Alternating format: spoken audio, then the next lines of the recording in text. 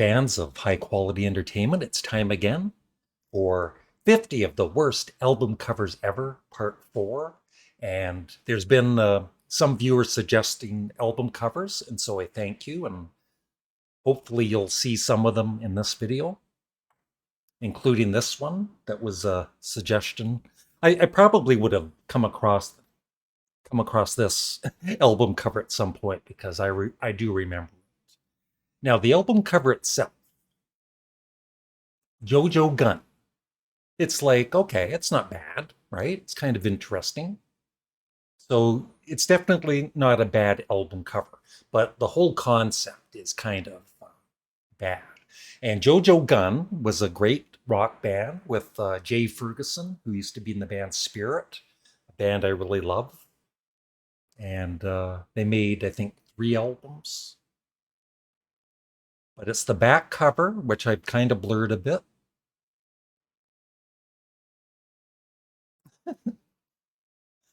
Yeah, it's a an overweight woman flying in the air, and then the inside gatefold isn't any better, and I've blurred it. Yeah. So let's move on.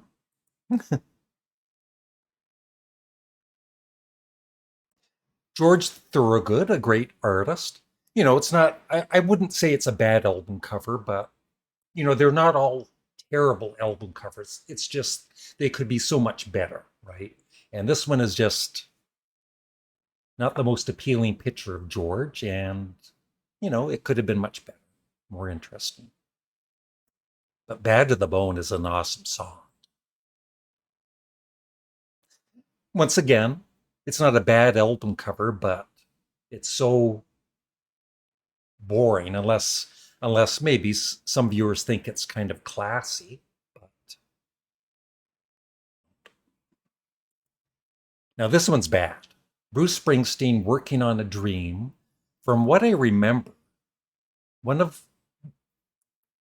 maybe I'm wrong, but I thought there was a contest for fans to contribute artwork for this cover, and this guy that did this won. So, and Bruce is looking a little depressed. Now this is your typical punk rock. So I understand what they're going for, but it's still not the most appealing cover. Does this look infected? I would say yes.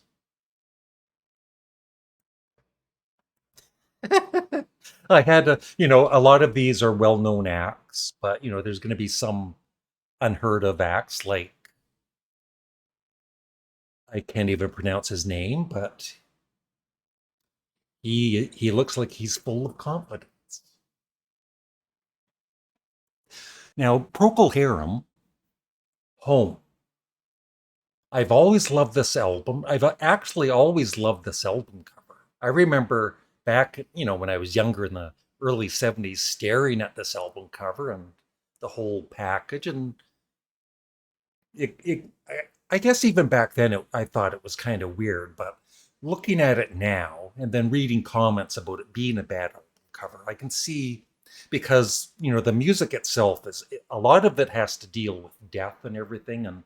And it doesn't relate to the album cover at all. This looks like a fun album, from just looking at the album cover. And the lyrics are not, for the most part, funny or anything. But still, a great band and a great album. Now, I said in some of the other videos, I might repeat 1 or 2 albums because there's so many, and sometimes I might forget if I've already uh, shown this one or not. But the Strategy of Penetration, and it's a real album by Buckner Fanning. I think it's spoken word. Victory, Pirates of the Sea, Sky is Blue, Hell, Hellrel, For the Hell of It. Nice album cover. God's Power, Karadiest Preacher. Wow. Soundtrack. Tori Amos. Is that how you pronounce your last name? I've never really listened to her music, but that's just a strange album cover. And Yes is known for having some great album covers. The artwork of Roger Dean. This isn't one of them. Uh, and from reading Steve Howe's book, the guitarist for Yes, they were planning to have Roger Dean do the cover for this, and then John Anderson, for whatever reason, wanted this. And maybe it works, for a vinyl album cover, but for a CD, it doesn't work. It's pretty bad. But I will say this: if you're a fan of Yes, their later albums like Magnification and Key Studio, I love them just as much as their earlier work. I just don't love the album cover.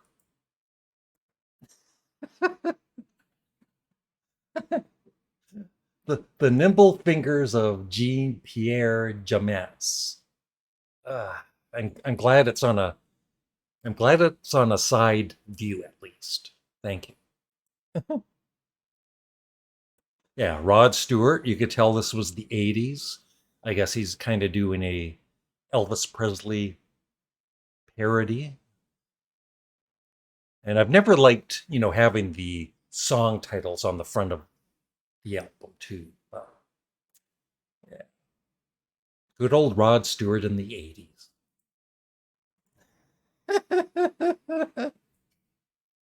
Ah, the great Peter Frampton. What a great guitarist. I loved him in Humble Pie.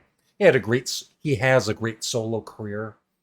Worked with David Bowie, but yeah, his this was his follow up to his huge live album, Frampton Comes Alive, called I'm In You. Frank Zappa did a parody song called I Have Been In You. And I do have Peter Frampton's book. And, at this time, he was under a lot of pressure to go more commercial and pose like that for an album cover. But even when this came out, I was looking forward to the next album, and then I saw this album cover, and it was like, oh my God, no, Peter, no.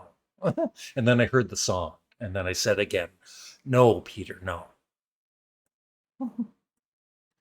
I at first had to double check to see if this was an actual album cover, and it is. Eric Carmen, uh, the great artist from the Raspberries, and Go Your Own Way is one of the great '70s songs. And then his solo career, too, All by Myself, is a classic. But this one, Tonight You're Mine, yeah, I don't think this album cover would go over too well these days. I don't know what that says. If anybody can let me know. But it looks at Abale. I don't know. Let's move on. I'm getting a headache. Yeah, Grand Funk Railroad. They have some great album covers and some bad ones. This one, Born to Die, is just it's depressing. And I had Mark Farner's book, the great lead guitarist, and he was saying, this was a mistake, like to do this album cover. Someone suggested this. Thank you, Attila. Now, this is a supposedly a bad album, believe it or not. And if you look at the person on the right, do they look a little bit familiar? That is Billy Joel. That's right. Before he started his solo career, he was in this band Attila.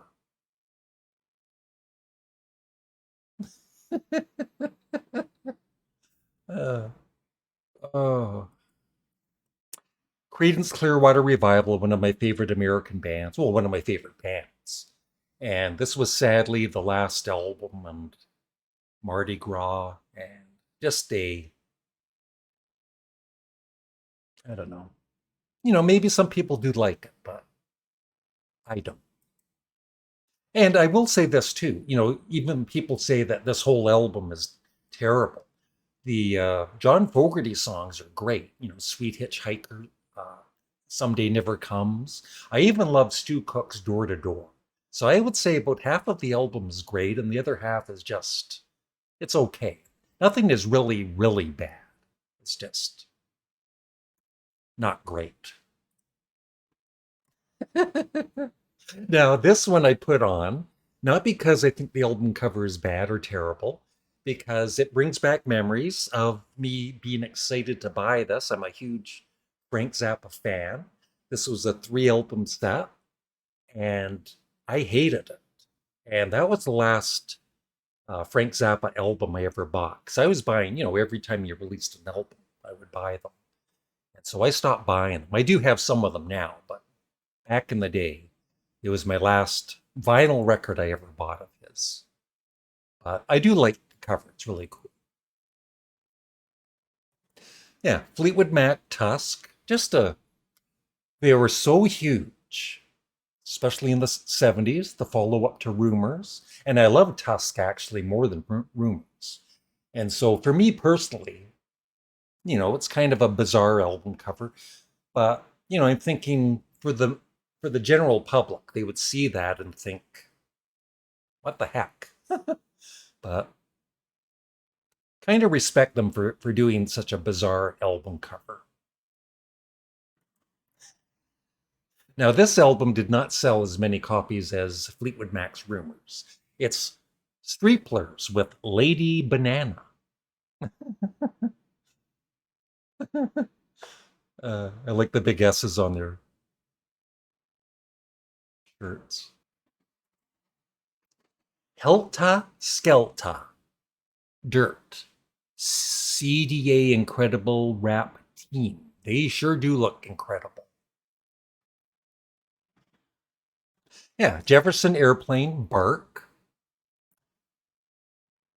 It's one of those album covers where I kind of like it and I kind of hate it. Because what does Bark have to do with the fish? I don't know. Maybe somebody can let me know. But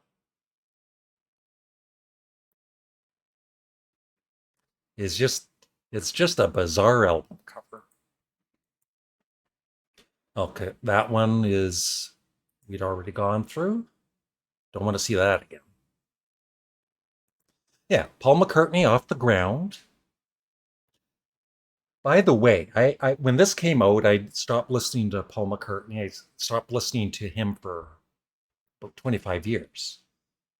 But, going back later on, this is a very underrated album. I really do like it a lot. But the album cover, I'm not a fan. The Monkees, Poulet, Peter, Mickey, Davy. Just it does kind of represent the music you're going to be getting inside though. I will say that.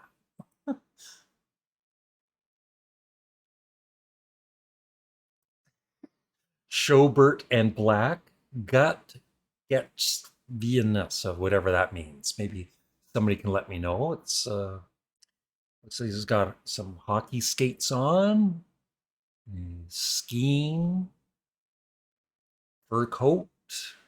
A little bizarre. Madonna, Hard Candy. Sometimes, uh, I don't know. It's like she's trying a little bit too hard to be controversial or whatever. She is, one of the great artists from the 80s. I even used to buy her album. Yeah, Blondie the Hunter. The band doesn't look very happy, do they? Wrathchild, Stock Attack. I think that's what it says. Yeah, Elton John had a few bad album covers, Leather Jackets. Not very good. That's a bad album, at least to me. And like I keep saying, in the previous videos, somebody will say, well, that's not a bad album cover. I like it. It's, well, yeah, you can have your own opinion. It's just, I feel these are bad album covers or weird ones or boring ones. Fortress, I believe, is the name. uh,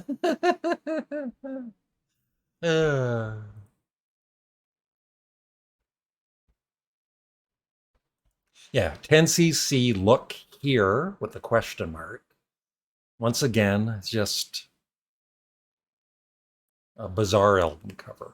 I don't like it, but you might.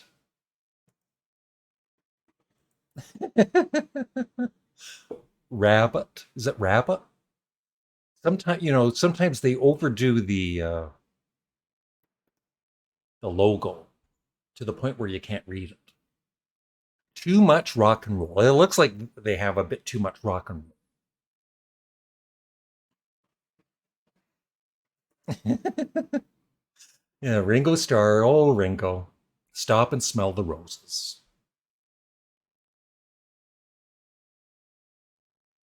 We get it, Ringo, but no autographs.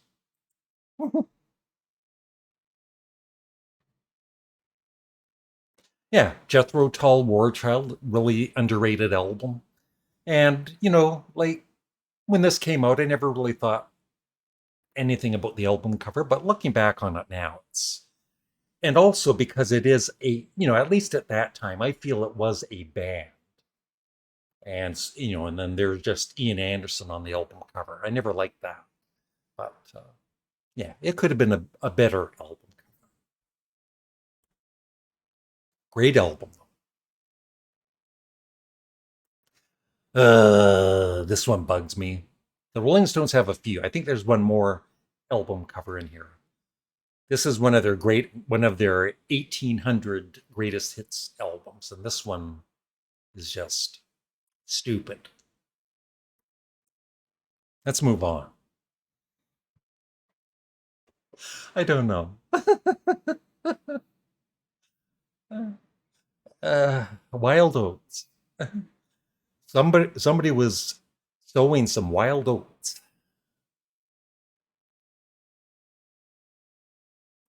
Oh, yeah, there's a couple of U2 album covers. This is Zooropa, which, looking back on it, was kind of a disappointment after Uptown Baby. Not that it's a bad one, but I don't like this album cover. But you might. It hurts my eyes.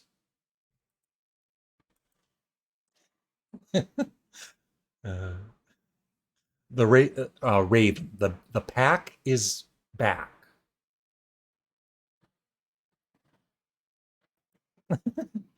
Del Delker, he touched me. I might have posted this one before. It looks familiar. But like I said, I've seen a lot of these, and sometimes I don't choose them. So I'll choose that later. So like I said, I might have one or two repeats in these videos. And I apologize. Messenger, back. It's like they're warning us. I think they're a hair metal band, just from the look. Yeah, Genesis.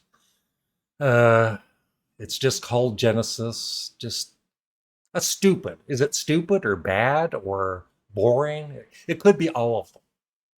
I don't like it. Yeah, another Rolling Stones Made in the Shade. And I never really realized that until I was reading a comment on the album cover. It's like she's not even in the shade. So it doesn't even make sense.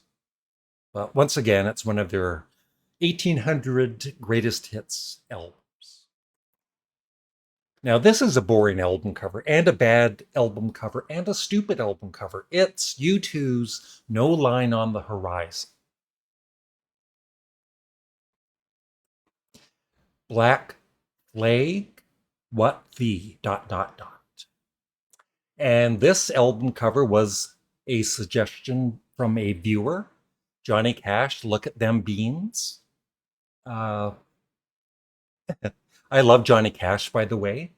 And I remember the story for this. The song Look at Them Beans. I remember, I guess Chris Christopherson, the great songwriter, was telling John at this time, like, no, no, don't release, don't do these corny songs. But, Johnny Cash being the man, he does what he wants to do, so good for him. And he recorded the song Look at Them Beans. So you get to hear it at the end of this. I've sped it up a bit, and I hope you enjoy it. But just remember, no disrespect to Johnny Cash, because I love Johnny Cash. Just not the song.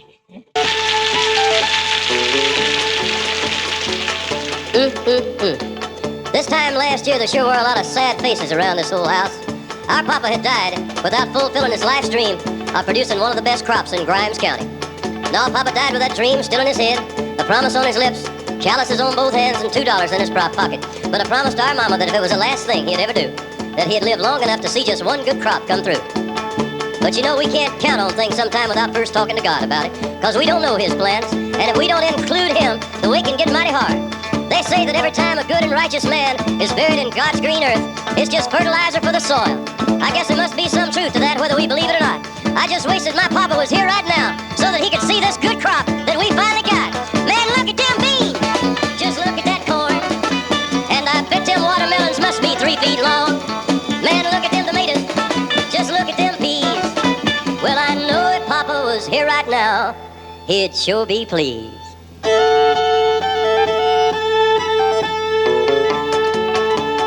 And papa would be mighty proud of his family, too. I got a brother that's famous now. Travels all over the country singing. Got his own show traveling in a customized bus, imported from Europe. That boy always did love to travel, and he loves music. I got a sister that's got a good job working in a beauty shop, making good money, making other people look good. Ain't nobody here at the house now but me and mama. And mama, she's getting older, and she's getting weaker every day.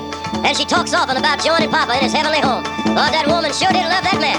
She worked beside my papa for 40-some-odd years, trying to grow a good crop and never could produce a single bean good enough to pick. I just wish that my papa was here right now, so that he could see this good crop that we finally got. Man, look at them beans! Just look at that corn. And I bet them watermelons must be 3 feet long. Man, look at them tomatoes. Just look at them peas. Well, I know if papa was here right now, he'd sure be pleased. And papa, if you can hear me, look at them beans.